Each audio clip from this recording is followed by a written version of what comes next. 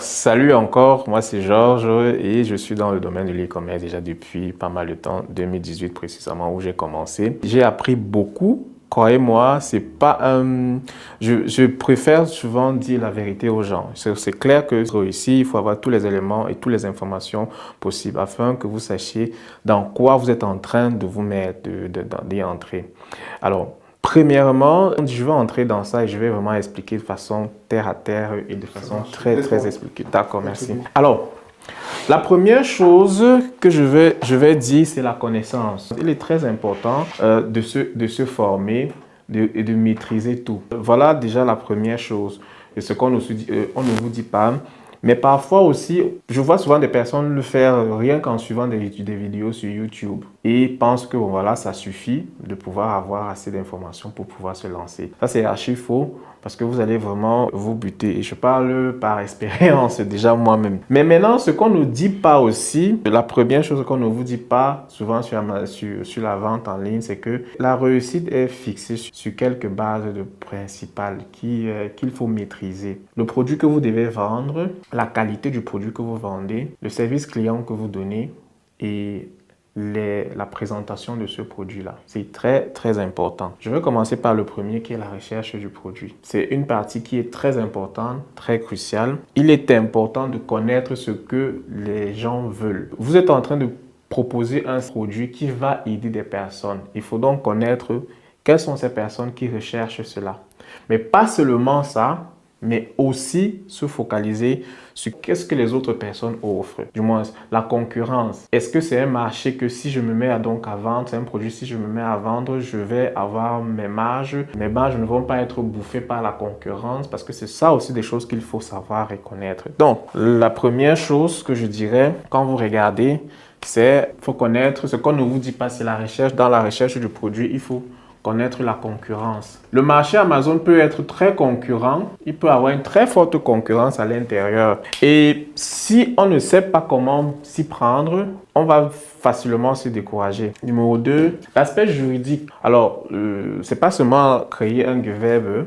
Il y a d'autres aspects qui vont aussi entrer. À part le fait que vous avez maîtrisé les premières bases que j'ai données pour réussir, mais il faut connaître l'aspect juridique. Et c'est quelque chose que parfois on n'explique pas vraiment de fond en comble. Et au moins, c'est là, nous sommes là pour vous donner les informations adéquates qu'il faut savoir. Alors, quand vous voulez vendre, il y a d'autres choses qu'il faut savoir. De nos jours, en ligne, il y a une nouvelle loi qui a été créée. Bon, beaucoup de personnes ne savent pas souvent. Sur l'aspect juridique, l'Union européenne a promulgué certaines lois pour la protection de l'environnement. C'est-à-dire que maintenant, pour toute personne qui vend un produit avec un emballage, par exemple comme ceci, si vous vendez un produit avec un emballage, vous êtes obligé de participer au recyclage de cet emballage-là.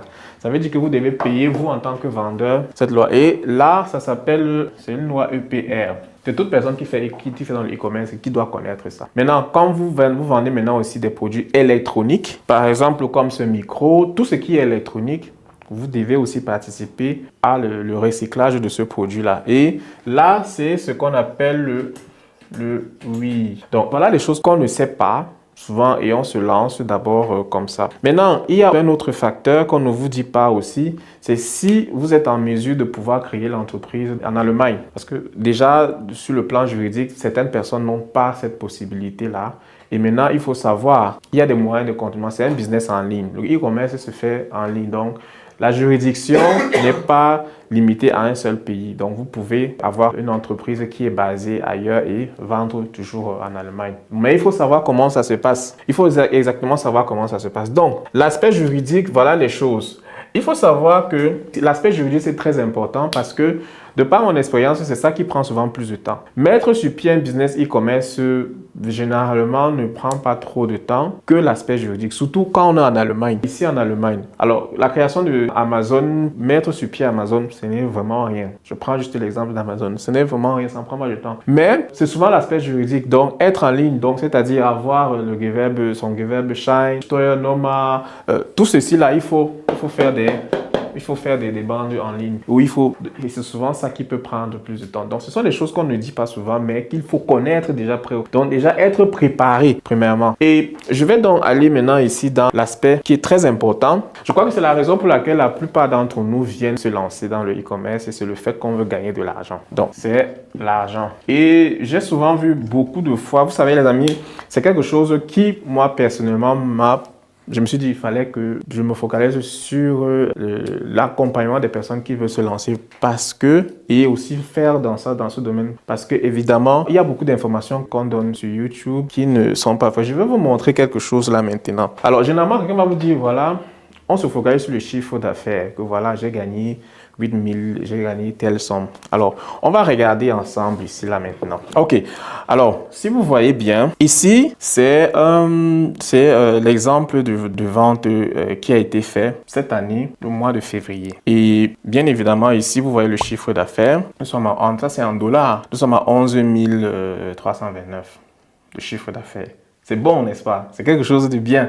Alors, si je viens, je vous présente, je vous dis, là, regardez comment j'ai gagné en le mois de février. On nous joue 11 000. Alors, ça fait waouh! Tout le monde dit, ah, ok, moi aussi, je voudrais avoir. Mais, on oublie que il y a le travail qui vient derrière. C'est pas quelque chose qui est venu déjà premièrement comme ça. Je peux vous dire franchement, quand j'ai commencé à vendre sur Amazon, je ne suis pas en train de faire ces gains-là directement. C'est bien évidemment, c'est vrai que si j'avais eu les connaissances que j'ai maintenant, ça pourrait être facile de nos jours. Parce que comme j'ai dit, la première chose, c'est la connaissance. Mais souvent, ce qu'on ne dit pas, c'est que, regardez par exemple les dépenses. C'est presque à 9 000, donc 8 400 de dépenses. Et ces dépenses-là, c'est ce que Amazon retire en fait. Ça donne dans les commissions, les publicités. Et vous voyez dans le profit qui reste. Nous sommes à 2000 à peine, bon, 2900, donc presque 3000. Déjà dans ça. Donc, si on ne vous montre pas ces informations-ci exactement, vous ne pouvez pas savoir. Et ce que je veux m'atteler ici et dire, c'est que quand vous vendez sur e-commerce, il faut tenir compte du fait qu'il y a des gens qui renvoient des produits, qui vont commander et qui ne vont pas, par exemple, être satisfaits, qui vont vous renvoyer ce produit. Tout ça est compté. Par exemple, regardons là maintenant, et si vous regardez les différents marchés sur lesquels c'est vendu, on peut voir ici que, bien évidemment, le marché allemand est profitable. Et vous avez la marge ici que vous voyez, par exemple. Vous avez les marges sur les différents marchés. Bien évidemment, ça vous permet de voir où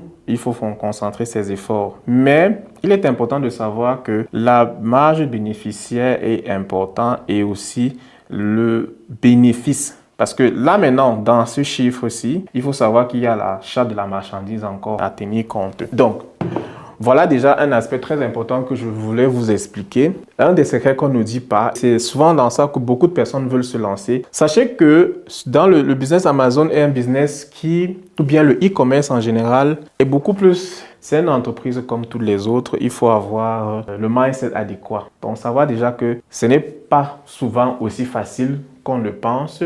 Mais c'est possible. Mais quand on a déjà ces informations aussi, quand on sait déjà que voilà, ça peut prendre le temps et on sait comment s'y prendre, ça peut aller. Mais souvent, beaucoup, on se focalise sur ce point-ci et on est souvent dérouté. Souvent, on arrive, on se rend compte que, ok, ce n'est pas seulement le chiffre d'affaires qu'il faut. Il y a le marketing, il faut dépenser. En fait, c'est toute une structure de choses qu'il faut se préparer et faire. Sans compter l'aspect juridique qui est très important. Donc, généralement, 76% des personnes qui se lancent sur Amazon, ils abandonnent dans les 2 premières années. C'est souvent à cause de ces choses-ci. Et je ne voudrais pas que quand vous vous lancez, vous abandonnez. C'est pas ça le but. Il faudrait réussir. Généralement, après 2 ans, 17% des gens qui ont commencé restent. Et généralement, c'est ces 17%-là qui commencent déjà à avoir des chiffres. Alors, pour la petite histoire, comme j'ai dit, moi, je me suis lancé en toute transparence en 2018. Et je faisais pas de gains. J'avais même perdu une marchandise. À partir de 2020, c'est la période où j'ai commencé à dire, ah, ok, ça c'est vraiment un business. Donc, regardez par exemple cette période-ci. Ça confirme déjà cette étude-ci. Nous sommes dans une période de presque 2 ans. Nous sommes en 2 ans, par exemple, ici, là. Donc, Je ne dis pas que c'est ce qui vous attend. C'est vrai que la vérité est souvent très difficile, mais il faut souvent comprendre des choses. Alors moi, personnellement, c'est peut-être parce que je n'avais pas l'information. Comme j'ai dit d'abord dès le départ, il faut se former, il faut avoir vraiment l'information, mais aussi être prêt à se lancer. Et c'est pour ça que nous proposons aux personnes qui sont prêtes à se lancer. Mais déjà, moi, je n'avais pas d'information, donc j'ai dû encore aller, après un premier échec, j'ai dû aller apprendre. Et pendant cette période-là, je vendais, mais je ne faisais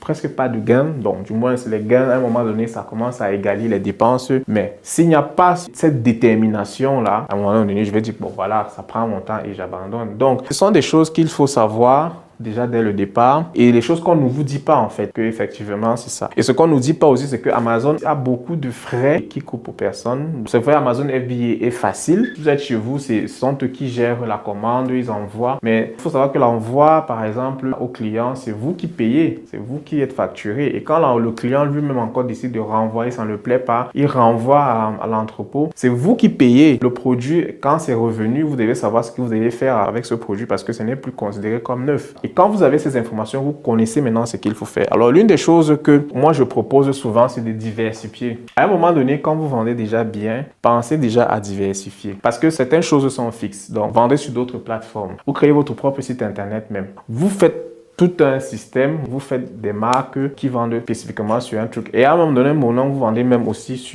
dans les boutiques. Donc, voilà quelques secrets qu'on ne vous dit pas souvent et que je voulais partager avec vous. J'espère que ça ne vous a pas vraiment effrayé, mais il est bien évident d'avoir la vérité et connaître déjà ça. Et quand vous vous lancez, vous êtes vraiment prêt. On a vraiment dit qu'on allait vous donner toutes les informations pour que vous réussissez. Et je pense que pour réussir, il faut déjà savoir tout ce qui est dans les... Mais c'est comme je vous ai dit. Donc, tout à fait. En tout cas, merci, Georges. Je pense qu'au fil des différentes vidéos que vous avez observées ou visionnées cette semaine, vous avez maintenant à peu près une idée beaucoup plus claire pour le e-commerce. Et ceux qui vont rester encore demain avec nous pour la prochaine vidéo qui va sortir, on va vous montrer maintenant comment on gagne concrètement l'argent avec le e-commerce. Maintenant, vous êtes préparés. Pourquoi? Parce que vous savez comment gagner. Le principe, comment ça se gagne avec le e-commerce, on l'a vu en début de semaine, notamment avec le fait d'acheter X et vendre à X plus N, avoir une marge dessus. Et quand on a fait la marge, pouvoir le conserver avec le système de forme juridique qu'on a fait. Maintenant, il y a les non-dits sur le e-commerce, notamment les charges qui sont parfois fermées, le côté juridique, les différentes lois qui viennent dans le cadre du recyclage, la concurrence également dans le secteur de l'activité que vous faites, comment se démarquer de différentes concurrences. L'argent, en fait, quand on parle d'argent, est-ce qu'il s'agit de mon gain, est-ce qu'il s'agit ici de mon chiffre d'affaires et aussi quand il y a aussi l'argent, le gain avant impôt, gain après impôt, parce qu'après vous allez payer les impôts, vous êtes un citoyen, vous payez les impôts, c'est normal, même si une forme juridique, vous payez les impôts. Donc, il faut avoir tout ça clé. Et maintenant, à la fin, vous avez donc l'argent qui vous appartient. Et même sur l'argent qui vous appartient, vous prenez une partie peut-être pour vos besoins et le reste, vous réinvestissez. Parce que n'oubliez pas, on veut s'enrichir. C'est ça le but. Donc, on veut, avec le peu qu'on a, multiplier l'argent et avoir encore davantage. Je pense que la base est bonne. Vous êtes déjà prêt sur le plan mental. Maintenant, demain, on va accélérer avec le profil maintenant d'e-commerçant et surtout comment on va faire pour vous accompagner, vous, à pouvoir aussi gagner des montants assez conséquents en e-commerce. Et même pour ceux-là qui ont déjà des boutiques qui existent, mais qui n'arrivent pas à décoller, il y a également des choses qu'on a prévues pour vous, les amis.